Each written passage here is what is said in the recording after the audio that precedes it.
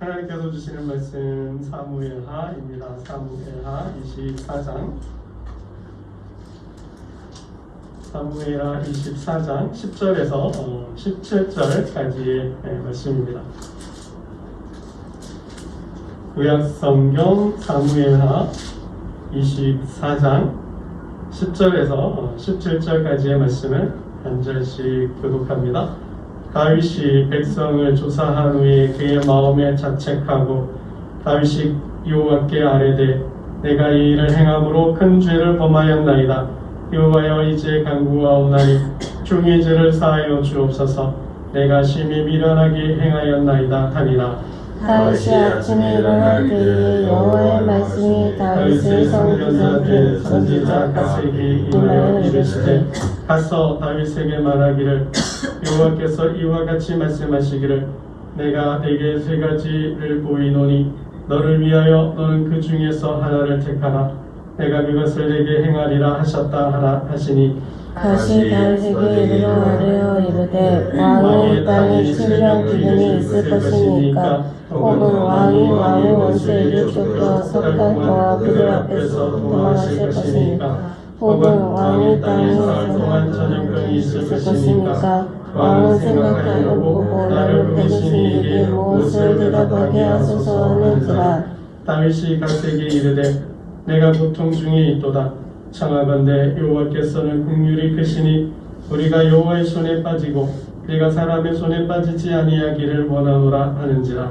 이에 여호와께서 그 아침부터 정하신 때까지 전염병을 이스라엘에게 내리시니 단에서부터 부하에서까지 백성의 죽은 자가 7만이라.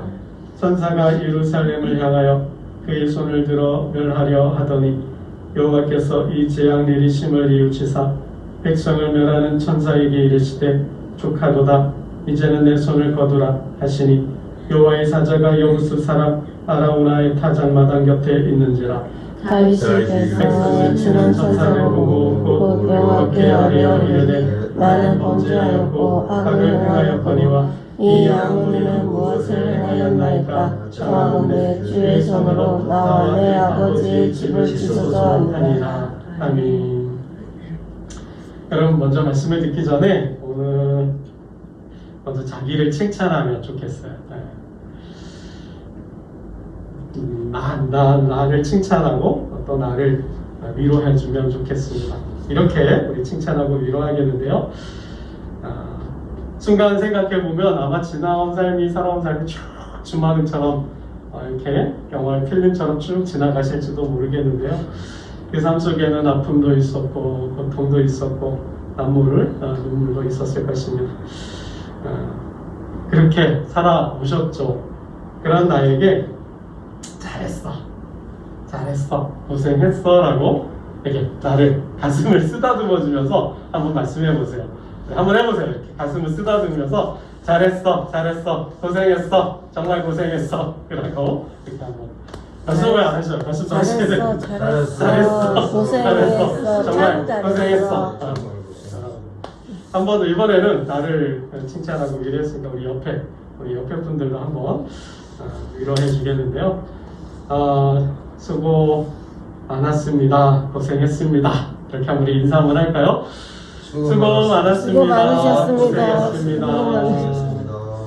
정말 수고하고 정말 고생 많았습니다. 여러분 사람이 살면서 이런 일 저런 일을 겪습니다. 그런 일을 겪으면서 많은 고난을 겪게 되는데요.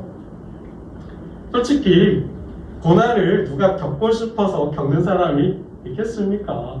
그죠? 고난을 겪고 싶어서 뭐 사서 고생은 뭐 사서도 한다 하지만은 뭐 그냥 하는 말들이고 정말 살다 보니 그냥 고난을 겪는 거죠. 내가 잘 살았건 못 살았건 내가 잘했건 못했건 내 의사와 상관이 없어요.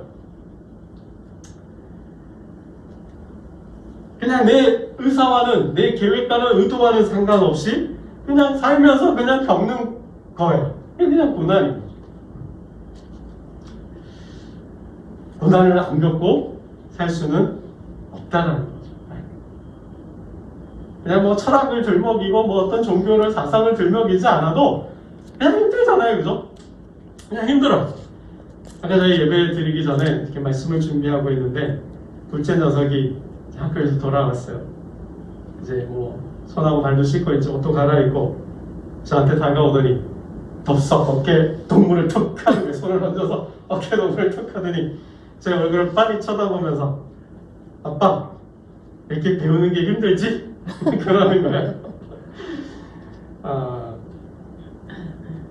안 배우고 살 수는 없어? 안 배웠으면 안 배우고 살면 좋겠대요. 그러니까 이제 이 말 속에는 공부하는 게 힘들다는 의미겠죠? 여러분 사실 공부하는 게 정말 힘들죠. 정말 공부하는 게 힘듭니다.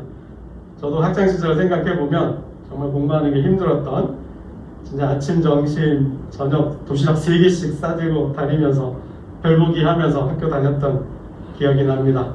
아침 자율학습 시간, 저녁 자율학습 시간. 그냥 이렇게 열심히 하여튼 다녔는데 정말 공부하는 게 힘이 듭니다. 근데 사실 저도 살 수만 있다면 공부 없는 세상에서 살고 싶어요. 여러분 어떠십니까? 여러분 그러지 않으신가요? 근데 뭐 어쩌겠습니까? 삶 자체가 공부인 것을. 그럼 가만히 생각해 보세요. 삶 자체가 공부예요. 배우지 않으면 살 수가 없는 게 삶이에요. 그럼 그렇지 않습니까? 그냥 학교 공부뿐만이 아니라는 거예요. 인생 자체가 공부해야 한다라는 거예요. 공부 안 하고 살 수 없다라는 거죠. 이런 책이 있어요. 나도 엄마가 처음이에요. 나도 엄마가 처음이잖아요. 아빠도 처음이잖아요. 목사도 처음이고 뭐 교회 생활도 처음이고 그냥 이 사업도 처음 해보는 거고 뭐든지 다 처음이잖아요. 시간이 가고 이력이 붙고 경력이 붙어서 조금 편해진 거죠. 공부해서 현장에서 했던 뭐 학교에서 이런 공부를 했던 뭘 했든 간에 그죠? 공부를 했으니까 삶으로 살면서 배웠으니까 그만큼 그 일에 익숙해지고 친숙해진 거예요. 그러니 뭐 생업의 도구도 되고 그만큼 삶이 좀 편해졌고 또 덜 답답하고 덜 불안하고 좀 더 삶이 그래도 안정된 거잖아요. 그러니까 인생이란 자체가 뭐예요? 배우지 않으면 살 수 없는 거예요. 배워야 덜 불안하고 그죠? 덜 걱정되고 덜 답답한 거예요. 뭐 이건 어쩔 수 없어요. 학교 공부뿐만 아니라 내가 살아가려면 그냥 그렇게 배워야 돼요. 그냥 살 수는 없다는 거죠. 그냥 살면 어때요? 그냥 더 고생스러운 거죠. 더 고통스러운 거죠. 여러분 이러한 고통은 그래서 애교예요. 그죠? 이거는 뭐 너나 할 것 없이 우리 모두가 살아있는 동안은 그냥 뭐 배우면서 이게 가야 되는 거죠. 그건 뭐 애교로 봐줄 수 있는 고통인 것 같아요. 그런데 어느 날 갑자기 찾아오는 고통, 고난들이 있다라는 거죠. 뭐 갑자기 몸에 병이 든다거나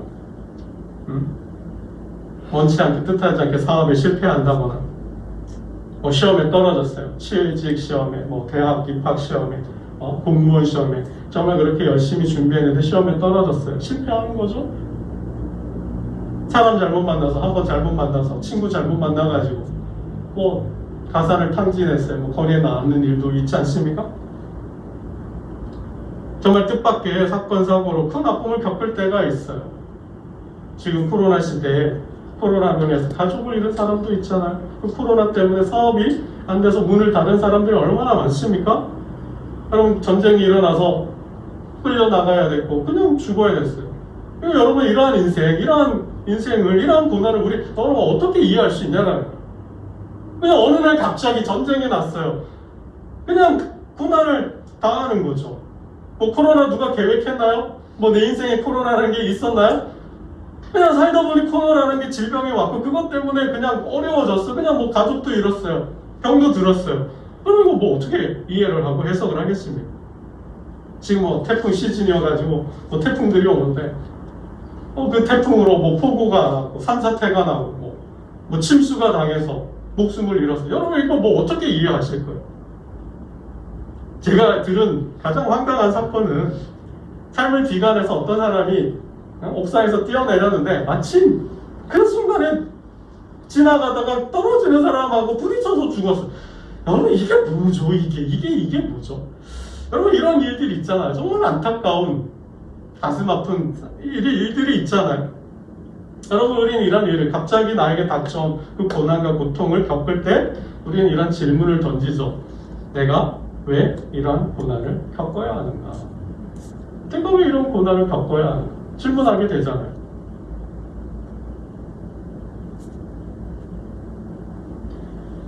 여러분 우린 그런 고난을 우리가 어떻게 이해해야 하느냐라는 거죠. 이게 삶의 문제잖아요. 삶의 문제. 삶의 어려움이죠. 거기에 대해서 성경은 크게 4가지로 대답을 해주고 있어요. 그러한 우리가 살아가면서 겪는 그 고난에 대해서 성경은 4가지로 풀어서 설명해 주고 있다는 말씀이에요. 여러분 그냥 여기 가슴에 새겨두면 살아가면서 조금이나마 도움도 받고 유익함을 얻을 수 있을 것 같아요. 첫 번째, 고난은 죄의 결과다. 고난은 죄의 결과다라는 거예요. 죄의 삭시라는 거죠. 고난. 내가 잘못 살았으니까, 내가 죄를 지었으니까, 부도덕하고 비도덕하고 부조리한 어떤 삶 살았으니까 그 결과가 대가가 고난인 거예요. 그럼 두 번째, 나는 아무 잘못도 안 했어요. 내가 이런 일을 당할 어떤 일을 하지 않았어요. 죄를 짓지 않았어요. 그런데 고난이 왔어요. 여러분 그러한 인생에 대해서 욥으로 하나님 말씀하시죠. 성경으로 말씀하시죠. 의인의 고난이라는 거죠. 욥이 왜 그런 고난을 당해요? 하루아침에 푹상 망하고 가족을 다 잃고 아내가 헤어지고 또 몸에 병도 들고 왜 이런 고난을 겪어요? 알 수는 없죠. 뭐 잘못한 게 동방의 의인이잖아요.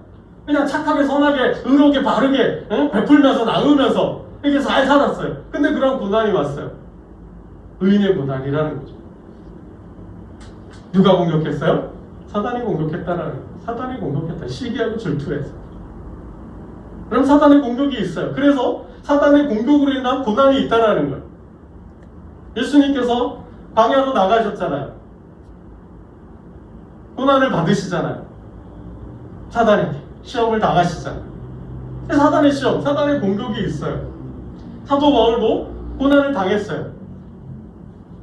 예루살렘 교회를 돕기 위해서, 가난한 자들을 돕기 위해서 예루살렘을 방문했는데 오해가 있었고 그 오해로 인하여 소동이 일어났고 체포가 되고 구금이 되고 감금을 당했어요. 재판도 받아요. 저 사람을 죽이지 않으면 나는 먹지도 마시지도 않겠다는 결사대가 암살단이 40명씩이나 있어요.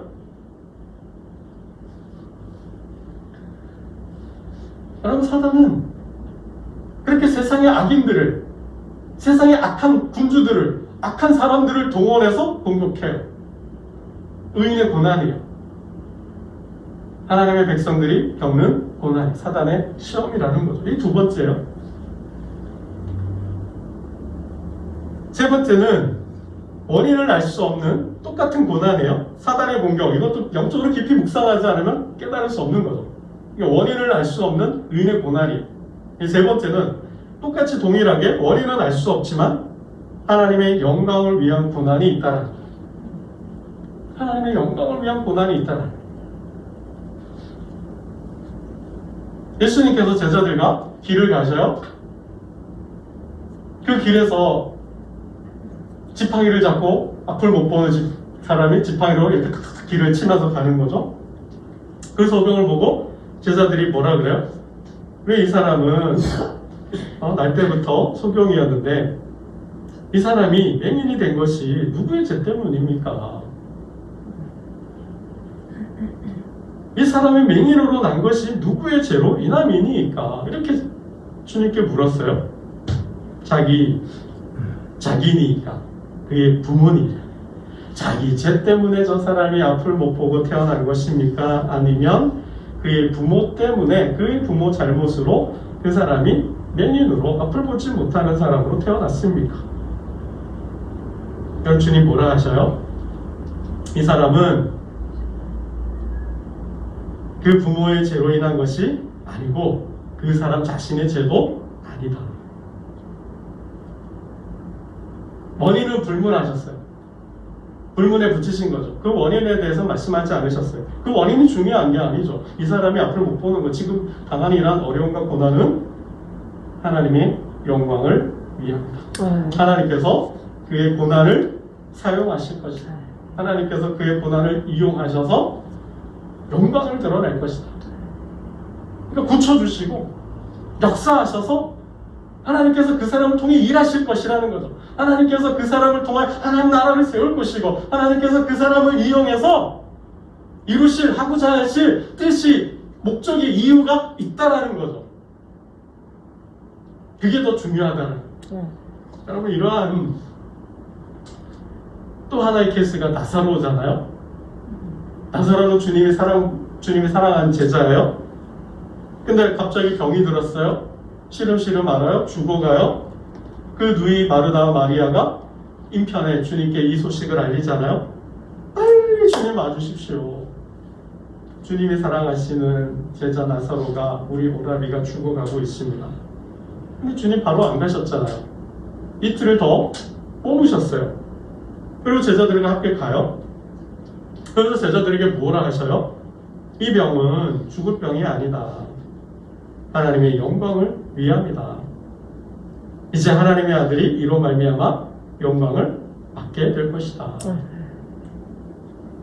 우리는 그 삶을 왜 그 사람이 병이 들어야 하고 왜 죽어야 하는지 알 수는 없어요. 그런데 하나님 뭐야? 이제 그 사람을 통하여 그 고난을 통하여 그 질병을 통하여 하나님께서 일을 하신다라는 거예요. 방점이 거기에 있어요. 내가 거기에 있지 아니한 것을 너희를 위하여 기뻐하노니 이는 너희로 믿게 하려 합니다. 궁극적인 목적은 제자들 훈련이에요. 제자들 양육이에요. 제자들에게 하나님의 살아계심과 하나님의 능력과 그 하나님께서 아들 자신을 보내심과 그 일을 통하여서 하나님께서 영광 받으시고 그것을 목격한 제자들에게 뭐예요? 믿음을 주시고자 한다라는 뜻이 있다는 거예요. 이유는 알 수 없어요. 원인은 알 수 없어요. 그러나 하나님께서 그 일을 사용하신다는 거예요. 하나님께서 그 일을 이용하셔서 하나님의 목적을, 하나님의 뜻을 이루신다라는 거죠. 그래서 영광을 받으시겠다라는 거예요. 여러분 이것도 제가 단순히 짧게 이렇게 말씀을 드렸지만 이게 쉽게 이해가 되고 해명이 되고 말할 수 있는 게 아니라는 거죠. 여러분 삶의 고난은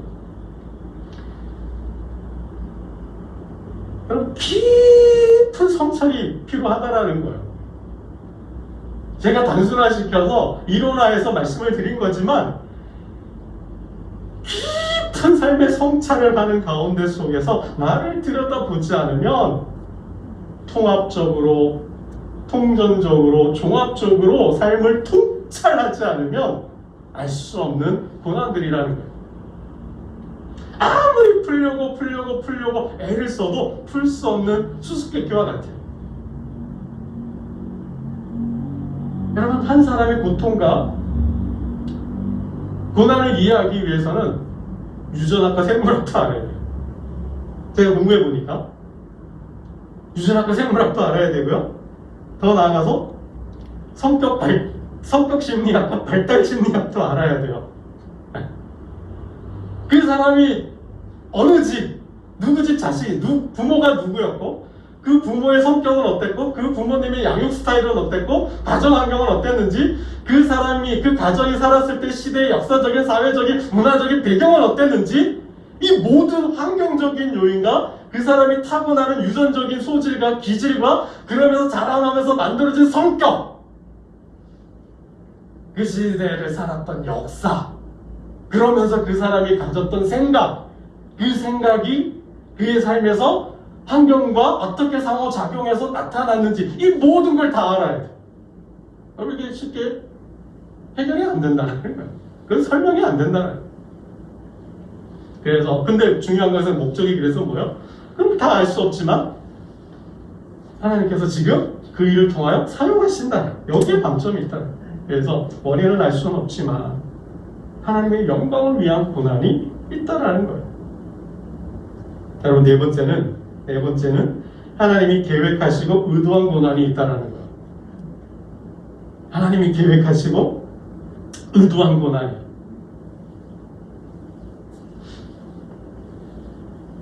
하나님께서 어떤 계획을 가지고 하나님께서 각 사람을 향한 계획이 있어요. 그래서 그 계획을 시간표대로 짜셔서 운행하셔서 목적을 달성하시겠죠. 각 사람을 향한 계획을 그 계획표에 따라서 그 목적을 달성하기 위해 고난이라는 것을 사용하신다는 그 이유는 고난의 목적은 뭐예요? 신앙을 구치시키는 거죠. 신앙을 한 단계 더 업그레이드 시키기 위한 하나님의 의도, 아니면 하나님의 사명, 하나님의 뜻을 이루고자 그 사명을 이루시는 능력을 채우시고 공급하기 위해서 고난이라는 것을 때로는 사용하신다는 거예요. 그게 뭐예요? 광야잖아요. 광야생활. 하나님 광야생활을 통하여 이스라엘 백성들의 능력을 배양하신 거죠. 능력을 채우신 거예요. 여러분, 아브라함은 뭐예요? 하나님께서 아브라함을 시험하셨다 그랬어요. 왜요? 정말 아브라함이 나를 사랑하는지, 정말 아브라함을 믿음의 조상, 축복의 통로로 사용할 수 있는지, 내가 그의 후손과 그의 자손들을 통하여서 모든 민족과 열방의 복을 받을 수 있는 그런 자격이 있는지를 시험하신 거죠. 그게 뭐예요? 아들 시험이죠. 예수님께서도 제자들을 시험해 보셨어요. 믿음의 분량, 나를 어떻게 이해하고 어떻게 생각하고 있는지, 그리고 나를 어느 정도 신뢰하고 믿는지, 어느 정도 나에 대해서 알고 있는지를 테스트해 보기 위해서 오병이어 사건을 이용하시잖아요. 5,000명의 무리들을 가르치시고, 근데 이제 해가 기웃기웃 서산으로 기울잖아요. 제자들이 다급해서 빨리 보내라 그러죠. 먹을 게 없으니까. 그때 제자들을 시험하시잖아요. 너희들이 먹이라. 여러분, 그거죠. 하나님께서 계획하시고 의도하신 고난이 있다는 거예요. 그것은 하나님의 뜻, 하나님의 나라와 그 뜻을 위하여 고난이라는 것을 사용하셔서 하나님의 편으로 하나님의 능력을 채우시고 그 사명을 감당케 하시는 목적이 있다는 것입니다. 이게 성경적으로 볼 때 우리가 당면한 고난들을 이 네 가지, 큰 틀에서 보면 이 네 가지 틀에서 우리가 볼 수 있다는 거죠. 그래서 깊이 성찰하셔야 돼요. 이거는 근본적으로 내가 왜, 나에게, 우리 삶에, 우리 가정에, 우리 교회에 왜 이러한 일들이, 이러한 고난이 찾아왔을까? 이 고난의 의미가 뭘까? 하나님 이 고난을 어떻게 사용하실까를 질문하고 거기에 대한 답을 하나님과의 영적인 관계 속에서 찾으려면 깊은 신학적인, 영성적인, 영적인 묵상이, 성찰이 필요하다는 거죠. 그럴 때 어느 순간 하나님께서 깨달음을 주시는 거죠. 의미를 주시는 거죠. 여러분, 오늘 본문은 다윗의 고난을 다루고 있어요. 다윗의 고난이 뭐예요? 전염병이에요. 그의 나라가, 그가 통치하는 나라에 전염병이 창궐했어요. 그로 인하여서 7만 명이 죽은 사건을 보도하고 있습니다. 왜 다윗이 이러한 고난을 겪어요? 뭐 때문이라는 거예요? 인구조사 때문에. 인구조사 때문이라는 거죠. 여러분이 이 1절 말씀을 우리 먼저 함께 보겠습니다. 1절입니다. 24장 1절을 함께 봅니다. 시작. 여호와께서 다시 이스라엘을 향하여 진노하사 그들을 치시려고 다윗을 격동시키사 가서 이스라엘과 유다의 인구를 조사하라 하신지라. 이스라엘과 유다의 인구를 조사하라 했다고 하나님께서 진노하셔서 벌을 내리신 거예요. 전염병을 그의 나라에 보내서 다윗의 고난을 당하게 하신 거예요. 여러분, 인구조사가 죄라는 사실이 1절에서 말씀하고 있죠. 근데 가만 생각해 보면 인구를 조사한 것이 무슨 죄가 되나요? 인구조사가 우리나라 인구가 몇 명인지 조사하는 게 왜 죄가 되는 걸까요? 민수기 1장에도 보면 두 번에 걸친 인구조사가 있잖아요. 1장과 26장에서 인구조사를 해요. 먼저 처음 애굽에서 나온 지 얼마 안 돼서 바로 그냥 그 즉시로 하잖아요. 그리고 가나안 땅을 앞에 두고 또 한 번 출애굽 2세대 인구 조사를 해요. 그랬는데 뭐 다윗이 인구 조사했다고 왜 하나님께서 분노하시고 진노하셔서 다윗을 벌하시냐고. 도대체 인구 조사가 뭐가 잘못된 걸까요? 여러분, 민수기의 인구 조사와 이 다윗의 인구 조사를 비교해 보면 차이가 있다라는 거예요. 어떤 차이가 있을까요? 민수기의 인구 조사는 하나님께서 명하셨어요. 하나님께서 모세를 통하여 하라 하신 거예요. 하나님 출처가 하나님이에요. 하나님의 의도와 계획 속에서 인구를 계수하라 하신 거죠. 이제 이스라엘 백성들을 하나님의 군대로 삼고 그들을 진을 편성하고, 그죠? 그 광야의 시간을 통하여 군사 훈련을, 전쟁 훈련을 하시는 거죠. 그래서 하나님께서 인구 조사를 하나 하신 거예요. 군대 편성을 위해서. 그래서 다윗의 인구 조사는 뭐예요? 하나님의 뜻과는 상관이 없다라는 거예요. 자신의 뜻이라는 거예요. 자신이 계획하고 자신이 의도한 인구 조사라는 거죠. 그 목적이 뭐예요? 자기 자랑과 교만이 있다라는 것입니다. 다윗은 자신의 왕국이 얼마나 큰지, 자신의 군대가 얼마나 많고 얼마나 강한지 과시하고 싶었던 거죠. 쉽게 말하면 한마디로 나 이런 사람이야. 내 나라가 이 정도야. 내 군대가 이래. 세계 최고의 군대고 세계 최강의 군대가, 이 군대로 누가 나를 대적하고 이 군대로 나는 세계를 지배하고 정복할 수 있는 그러한 사람이라는 거죠. 그래서 뭐야? 만방에 자기를 위용을 떨쳐버린 거죠. 그리고 백성들에게 뭐야? 존경과 어떤 자신의 왕권을 강화하고 자신의 존경을 이끌어낸 여러 가지 목적이 있는 거죠. 한마디로 뭐예요? 하나님, 그 인구 조사의 목적이 하나님의 영광에 있는 것이 아니라 누구의 영광이요? 자신의 영광에 있다라는 거죠. 마치 아말렉과의 전투에서 승리하고 기념비를 세우잖아요. 누구를 위한 기념비예요? 하나님을 위한, 하나님의 영광을 위한 기념비가 아니라 사울 자신을 위한 기념비였잖아요. 똑같다라는 거예요. 다윗이 인구 조사의 목적은 자기 가시, 자기 자랑, 자기 영광의 목적이 있었다는 것입니다. 여러분, 다윗은 기도의 용사예요. 다윗은 기도의 사람이잖아요. 다윗이 도망 다닐 때부터, 아니 다윗은 수금은 시편의 절반 이상이 다윗의 시니까 다윗은 기도의 사람이에요. 그죠? 새벽을 깨우면서 새벽에 하나님께 나아가서 하나님의 뜻을 구하는, 그리고 그 뜻대로 행하는 사람이잖아요. 전쟁을 할 때도 하나님께 여쭈었다고 그러잖아요. 다윗은 기도의 사람이에요. 그런데 왜 이 중요한 중차대한 일을 하면서 하나님께 묻지 않았을까? 그렇게 기도 잘하는 다윗이, 그렇게 묻기를 잘하던 다윗이 왜 이 인구 조사만큼은 하나님께 묻지 않았을까라는 거죠. 오히려 뭐요? 요압이 반대하잖아요. 하나님께서 왕이 뭐가 부족해서 이러십니까? 여러분, 다윗이 놓치고 있는 부분이 뭐예요? 다윗이 가는 곳마다 승리하였다. 누구와 싸워도 어떤 전쟁에도 다 승리했잖아요. 누구 때문이에요? 그도 고백했잖아요. 하나님께서 내 손을 가르쳤다. 내 손가락을 가르쳤다. 하나님께서 싸우게 하셨다. 하나님께서 싸우시는 지혜를 주셨다. 뭐 고백을 하잖아요. 그랬던 다윗이, 이 나라는 자신이 왕이 되고 싶어 됐어요? 자신의 능력으로 왕이 됐나요? 아니잖아요. 철저하게 기름 부음 받음으로 하나님께서 하나님의 때에 왕으로 세우셨잖아요. 그것을 잘 아는 다윗이 순간 뭐예요? 이때 이 순간은 하나님을 잃어버린 거죠. 왜 잃어버렸어요? 그게 교만이죠. 하나님보다 자신을 더 높이려고 했다는 거죠. 우쭐한 거예요. 순간적으로 우쭐한 거죠.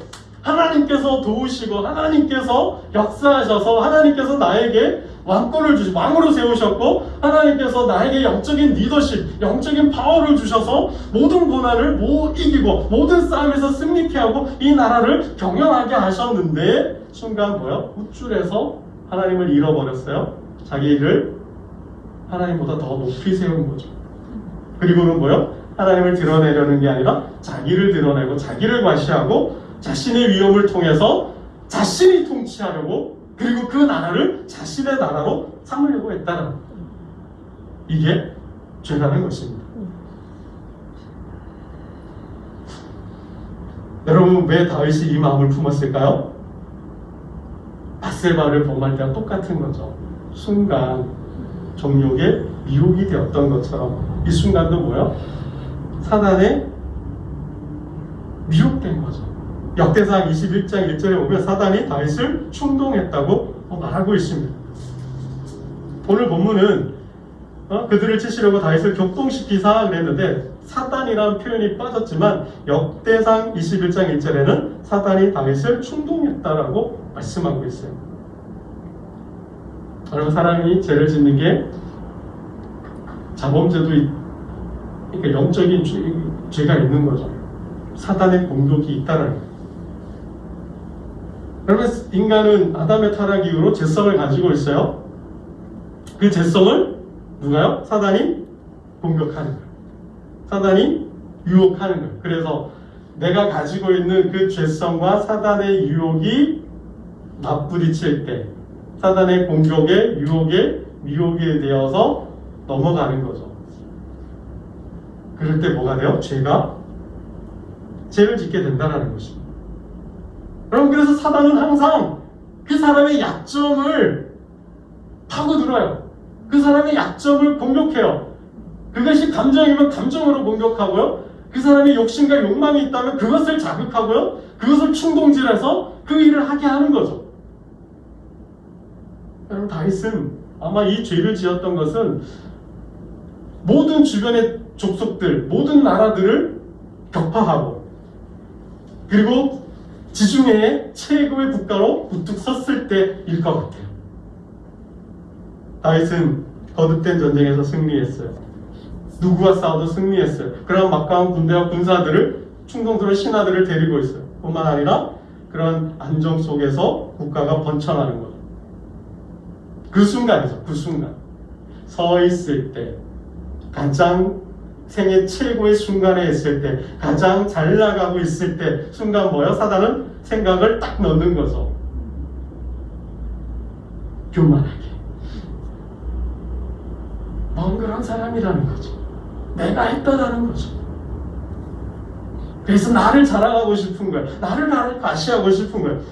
여러분 저도 그런 게 있더라고요. 좀 뭔가 하면 좀 잘하면 그거를 좀 이렇게 자꾸 보여주고 싶은 마음들이 충동들이 일어요.